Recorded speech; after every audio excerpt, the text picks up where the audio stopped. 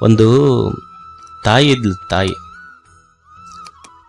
ತಾಯಿ ಒಂದು ಸಣ್ಣ ಮಗುವಿಗೆ ಒಬ್ಬ ಮನ್ಯಾಗ ಕೆಲಸ ಮಾಡೋ ಹೆಣ್ಮಗಳಿದ್ಲು. ಆ ಕೆಲಸ ಮಾಡೋ ಹೆಣ್ಮಗಳಿಗೆ ಒಂದು 3ನೇ ಕ್ಲಾಸ್ 2ನೇ ಕ್ಲಾಸ್ ಓದ್ತಿತ್ತು ಮಗು. LKG UKG ಅನ್ಕೊಳ್ಳಿ, LKG UKG ಓದ್ತಿತ್ತು. ಆ ಮಗುವಿಗೆ ಮನ್ಯಾಗ ಆಯ ಅಂತಿರಲ್ಲ, ಕೆಲಸ ಮಾಡೋ ಹೆಣ್ಮಗಳ ಕೈಯಾಗ ಕೊಟ್ಟು ತನ್ನ ಆಫೀಸ್ಗೆ ಹೋಗಿ ಕೆಲ್ಸಕ್ಕೆ ಹೋಗ್ತಿದ್ಲು.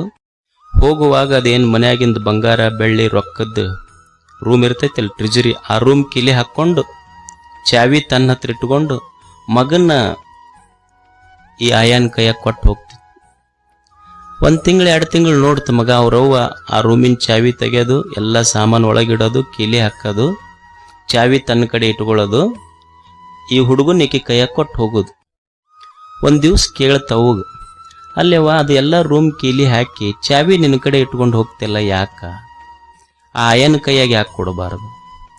ಅವಾಗ ಅವ್ರವ್ವ ಹೇಳಿದ್ಲಂತೆ, ಯಪ್ಪ ಅದ್ರೊಳಗೆ ಭಾಳ ಕಿಮ್ಮತ್ತಿನ ಸಾಮಾನು ಇರ್ತಾವ, ಮತ್ತು ನಿನ್ನ ದೃಷ್ಟಿಯಲ್ಲಿ ಅವು ಅಷ್ಟ ಕಿಮ್ಮತ್ತಿನ ಸಾಮಾನೇನು, ಮತ್ತು ನನಗೆ ಯಾಕೆ ಆಯನ ಕೈಯಾಗ ಕೊಟ್ಟು ಹೋಗಿ, ನಾ ಏನು ಕಿಮ್ಮತ್ತ ಇಲ್ಲ ನಿನಗ? ಅಂದ್ರೆ ವಸ್ತುಗಳನ್ನು ನಾವು ಪ್ರೀತಿಸ್ತೀವಿ ಅಷ್ಟೇ, ವಸ್ತುಗಳನ್ನು ಪ್ರೀತಿಸುವುದು ಕಲ್ತೀವಿ. ವಸ್ತುಗಳಿರೋದು ಬಳಸಾಕ, ಜನ ಇರೋದು ಪ್ರೀತಿಸಾಕ ಅನ್ನೋದು ತಿಳ್ಕೋಬೇಕ ಮನುಷ್ಯ ಅಷ್ಟೇ. ಇದನ್ನು